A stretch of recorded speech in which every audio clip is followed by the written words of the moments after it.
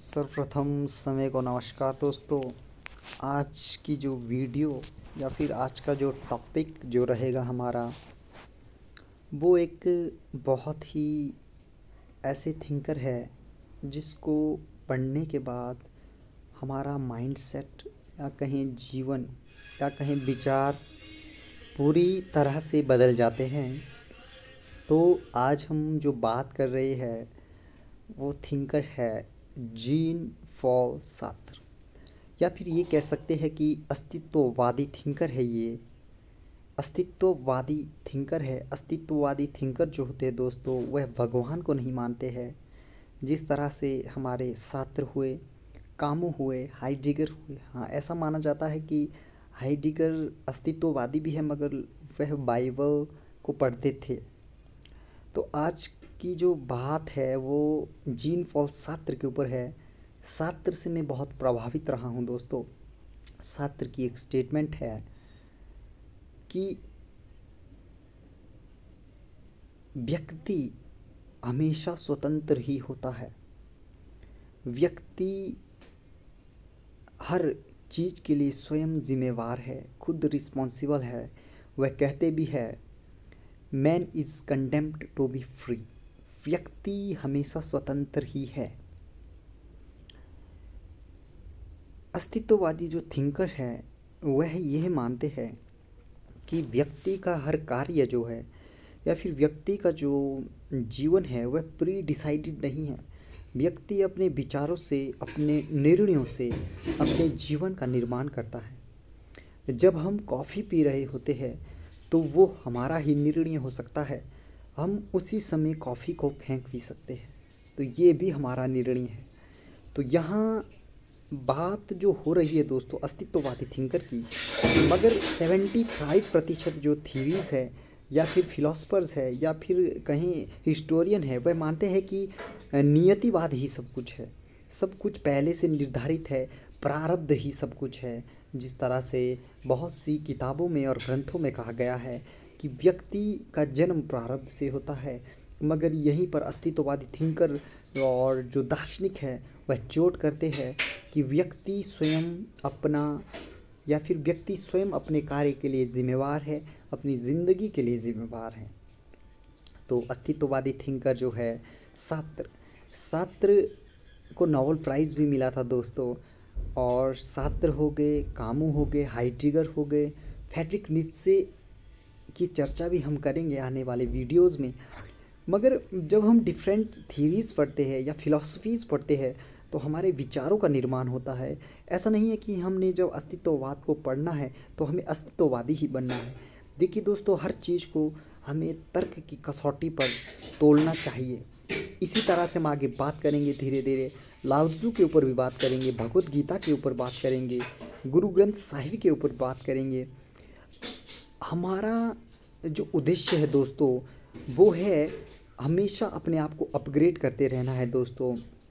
धीरे धीरे हम मेडिटेशन के ऊपर भी बात करेंगे, मगर एक समय आता है दोस्तों हमें सब चीज़ें छोड़नी पड़ती है, जैसा कि ताओ उपनिषद में कहा गया है। अभी हम बात करेंगे फ़िलहाल जो थिंकर जो है हमारे जीन पॉल सार्त्र। सार्त्र कहते हैं हमेशा व्यक्ति के पास दो विकल्प होते हैं। अगर हम दो विकल्प में से एक नहीं चुन रहे होते हैं तो भी हम कुछ ना कुछ चुन ही रहे होते हैं। व्यक्ति अपने कार्य के लिए स्वयं जिम्मेवार है। तो इसी के लिए मैं एक आपके साथ एक बात साझा करना चाहता हूं दोस्तों कि जब मैंने पढ़ा था जीन पॉल सार्त्र को तो मेरे विचारों में क्रांतिकारी परिवर्तन आया था। और जिस तरह से मैंने हाइडेगर को पढ़ा था, कामू को पढ़ा था, अल्बर्ट कामू को भी मैंने पढ़ा था। मगर आज हम बात कर रहे हैं जीन पॉल सार्त्र के ऊपर। और सार्त्र को जो है अस्तित्ववादी थिंकर माना जाता है। सार्त्र कहते हैं कि व्यक्ति का भाग्य कहें, किस्मत कहें, प्रारब्ध कहें, वो कुछ भी नहीं होता है। व्यक्ति स्वयं अपने निर्णयों से अपने जीवन का चुनाव करता है। ये टोपी मैंने पहनी है तो ये मेरा ही निर्णय है, ये कोई प्रारब्ध नहीं है। मगर बहुत सारे जो हमारे धर्म ग्रंथ है वो कहते हैं कि प्रारब्ध सब कुछ डिसाइड करता है। व्यक्ति उठता प्रारब्ध से है, व्यक्ति बैठता प्रारब्ध से है, व्यक्ति का जन्म प्रारब्ध से होता है। अमीर गरीब भी व्यक्ति अपने भाग्य के कारण ही होता है, किस्मत के कारण होता है।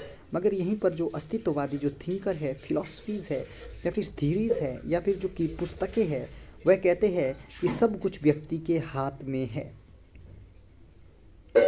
तो बहुत से कॉन्सेप्ट दिए हैं अस्तित्ववादी जो थिंकर है जीन पॉल सार्त्र ने। उसमें से एक जो मुझे बहुत ही पसंद है वो है बैड फेथ का कॉन्सेप्ट। बैड फेथ में वह बताते हैं दोस्तों कि किस तरह से एक व्यक्ति बैड फेथ में जीता है। तो वो एक वेटर का उदाहरण देते हैं। जैसे जब हम जाते हैं होटल में तो वेटर होता है, तो वेटर किस तरह से हमारे लिए चाय लाता है, खाना लाता है, कैसे वह चलता है, कैसे वह उठता है, कैसे वह बैठता है और किस तरह से वह बातचीत करता है। देखा होगा दोस्तों, आप कभी ना कभी गए होंगे, वेटर नहीं तो होटलों में आप गए होंगे। जब हम कहीं जाते हैं होटलों में तो वहाँ पर जो सर्व करने वाले होते हैं वो किस तरह का बिहेव करते हैं। तो वो कहते हैं कि इसने अपने आप को बैड फेथ में ला दिया है, एक झूठे विश्वास में ला दिया। चाहे तो ये वेटर अपनी नौकरी आज ही छोड़कर कुछ और बन सकता है, फिलोसफर बन सकता है या फिर किसी नए काम धंधे की शुरुआत कर सकता है, मगर ये करना चाहे तो तभी होगा। और यहीं पर जो सार्त्र जो है, सार्त्र की जो स्टेटमेंट है दोस्तों वो मुझे बहुत प्रिय लगती है कि सार्त्र कहते हैं व्यक्ति सदा स्वतंत्र है, व्यक्ति अपने भाग्य का निर्माता है। एक पुस्तक मैंने लाइब्रेरी से लाई थी दोस्तों। वो पुस्तक थी जैसे बहुत ही, जिसको कह सकते हैं कि उसमें जो कोटेशन है वो भरी पड़ी थी। तो उसमें बहुत सी स्टेटमेंट थी, जैसे भाग्य के ऊपर है, प्रेम के ऊपर है, जीवन के ऊपर है। अलग अलग विद्वानों के अलग अलग विचार होते हैं। जब मैंने भाग्य के ऊपर स्टेटमेंट पढ़नी शुरू की तो वहाँ पर लिखा था महाभारत के अनुसार भाग्य के लिए ये बताया था, या फिर कामू ने ये कहा है, सार्त्र ने ये कहा है। मगर एक स्टेटमेंट वहाँ पर जीन पॉल सार्त्र की थी। सार्त्र कहते हैं व्यक्ति अपने भाग्य का निर्माता स्वयं है। कहने का मतलब ये है कि व्यक्ति के जीवन में जो कुछ भी होता है उसके लिए वह स्वतंत्र रहता है। हालांकि जहाँ तक मैं अपना थॉट कहूँ तो मुझे लगता है दोस्तों 80-20 का जो प्रिंसिपल है वो ज़्यादा बेस्ट रहेगा कि 80% चीज़ें हमारे हाथ में होती है और 20% चीज़ें हमारे हाथ में नहीं होती है, जिसे 80-20 प्रिंसिपल कहा जाता है। तो बहुत सी चीज़ें रूल करती है व्यक्ति के ऊपर। जैसे धर्मशास्त्रों ने कहा है कि व्यक्ति सदा गुलाम रहता है, व्यक्ति अपनी इंद्रियों का गुलाम है, व्यक्ति अपने मन का गुलाम है, व्यक्ति सोसाइटी का गुलाम है। मगर यहीं पर सार्त्र जैसे जो विचारक है, कामू जैसे विचारक है, हाइडिगर जैसे विचारक है, या फिर कई जिन्होंने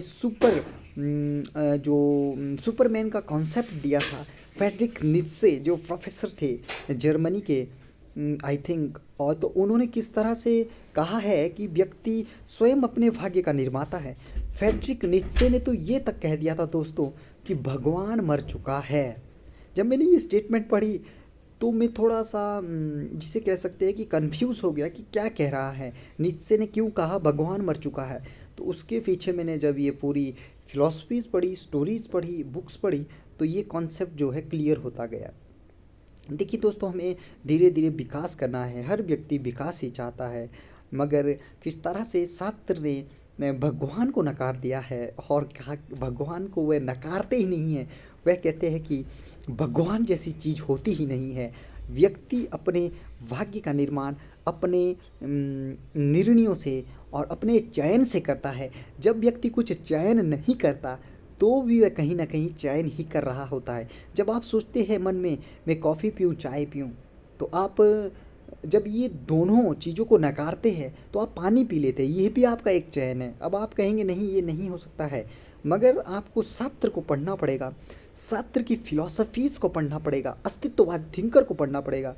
पढ़िए दोस्तों, अस्तित्ववादी थिंकर को पढ़िए, आप नियतिवादी थिंकर को पढ़िए, हिस्टोरियन को पढ़िए। धीरे धीरे पढ़ते जाइए, पढ़ते जाइए, पढ़ते जाइए, और एक समय आता है जब आपको सब कुछ छोड़ना पड़ता है। वही महादशा होती है दोस्तों, वही अल्टीमेट नॉलेज होता है। जिस तरह से मैं आपको अपनी एक कहानी बताता हूँ दोस्तों, कहानी नहीं, ये जो रियल जो लाइफ से जुड़ा हुआ एक तथ्य है। जब मैं मैट्रिक में था तो दोस्तों मैंने ओशो को पढ़ना शुरू कर दिया था, प्रोफेसर रजनीश को। उनके विचार बहुत क्रांतिकारी है। वह समाज के ऊपर कहते हैं, बहुत सी चीज़ों के ऊपर कहते हैं, उपनिषद के ऊपर, गीता के ऊपर, महाभाष्य के ऊपर, सांख्य के ऊपर, वेदांत के ऊपर। ऐसी कोई चीज़ नहीं है जिस पर ओशो ने नहीं बोला है या फिर ओशो ने उसके ऊपर व्याख्यान नहीं दिए। तो जब हम इस तरह की क्रांतिकारी विचारकों को पढ़ते हैं तो हमारा जीवन धीरे धीरे परिवर्तित होना शुरू हो जाता है। बहुत से प्रश्न हमारे दिमाग में आने शुरू होते हैं कि भगवान कहाँ है, जीवन क्या है, प्रेम क्या है, पैसा क्या है, एक बेस्ट जीवन कैसे जिया जाए। तो इसी तरह से एक थिंकर का जो विचार है जो मुझे बहुत प्रिय है, सब कुछ जान लिया गया सिवाय इसके कि जिए कैसे। ये जो थॉट है ये भी जीन पॉल सार्त्र का है दोस्तों। सार्त्र कहते हैं सब कुछ जान लिया गया है सिवाय इसके कि जिए कैसे। अल्बर्ट कामू ने तो ये तक कह दिया है दोस्तों कि व्यक्ति एक ही चीज़ के लिए स्वतंत्र है और वह है आत्महत्या। ये बहुत ही खतरनाक जो स्टेटमेंट है अल्बर्ट कामू की। उन्होंने जो द आउटसाइडर में जो उनका जो नॉवल पब्लिश हुआ था उसमें कहा था दोस्तों कि व्यक्ति हमेशा गुलाम ही रहता है, वह एक चीज़ के लिए स्वतंत्र है और वो है आत्महत्या। इतना क्रूर और इतना हाई लेवल का विचार दोस्तों कि किस तरह से कामू ने कहा है। पढ़िए आप अल्बर्ट कामू को, किस तरह से वह 44 की उम्र में एक सड़क दुर्घटना में उनका निधन हो गया और अपने पीछे जो छोड़ गए दोस्तों द आउटसाइडर या फिर द स्ट्रेंजर जैसा बहुत ही विश्व प्रसिद्ध नॉवल। जब हम नॉवेल्स को पढ़ते हैं दोस्तों किस तरह से हमारी विजडम का विकास धीरे धीरे होता है। मगर सदगुरु ओशो कहते हैं दोस्तों एक समय में आपको सब कुछ छोड़ना पड़ेगा। जो कुछ आपने पढ़ा है वो भी आपको छोड़ना पड़ेगा। वही ध्यान की महादशा होगी, वही मेडिटेशन का अंतिम रूप होगा, या जिसे कह सकते हैं कि आपको अपने मैं को ही छोड़ना पड़ेगा। जैसा कि उपनिषदों में कहा गया है नेति नेति का विचार आपको अपनाना पड़ेगा। जिस तरह से मुझे हमारे या फिर कहें जब मैंने ओशो को पढ़ना शुरू किया तो मुझे लगा कि मेरे पास अब धीरे धीरे नॉलेज आ रहा है, अच्छी समझ मेरी विकसित हो रही है। मगर जब मुझे गुरुजी मिले तो उन्होंने कहा दोस्तों कि आपको ये सब छोड़ना पड़ेगा, आपको आई एम छोड़ना पड़ेगा, मेरा का विचार ही आपको छोड़ना पड़ेगा। तो वही महादशा होगी। जिस तरह से बातचीत रमन महर्षि करते हैं कि हु एम आई, मैं कौन हूँ, इस विचार को समझना पड़ेगा। गुरजियफ हुए, नानक हुए, फरीद हुए, ओशो है, राबिया है, संत रैदास है, नानक है, फरीद है, ऐसे ऐसे जो पर्सनैलिटीज़ है या फिर संत है या सदगुरु है, फिलोसफर्स है, इनको हम धीरे धीरे अध्ययन करेंगे। और एक दिन हम ये लेक्चर भी रखेंगे दोस्त ध्यान के ऊपर रखेंगे कि ध्यान कौन सी दशा है। ध्यान ही तो महादशा है दोस्तों।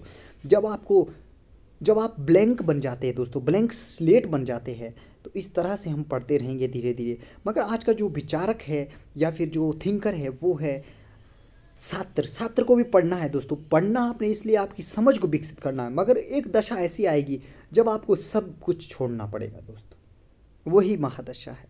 मैं ये नहीं कह रहा हूँ कि आप पढ़ो मत, मैं ये नहीं कह रहा हूँ कि आप सीखो मत, मैं ये कहने की कोशिश कर रहा हूँ एक शब्द में कहें तो दोस्तों मेडिटेशन के ऊपर मैं विचार ला रहा हूँ बीच बीच में। क्योंकि जो अल्बर्ट कामू थे, हाइडिगर थे, सार्त्र थे, अस्तित्ववादी विचारक तो थे, मगर कहीं ना कहीं इनके ऊपर भी विचारकों का या फिर कहें बहुत से हाई लेवल के थिंकरों का प्रभाव था।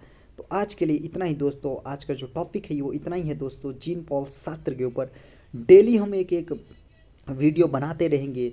आज हमने सार्त्र के ऊपर बनाया, कल हमने मैकियावेली के ऊपर बनाया, कल शायद हम गांधी के ऊपर बनाएं, ओशो के ऊपर बनाएं, और एक वीडियो जो हमें ध्यान के ऊपर भी डालूंगा कि किस तरह से मेडिटेशन की जाती है और मेडिटेशन क्या है।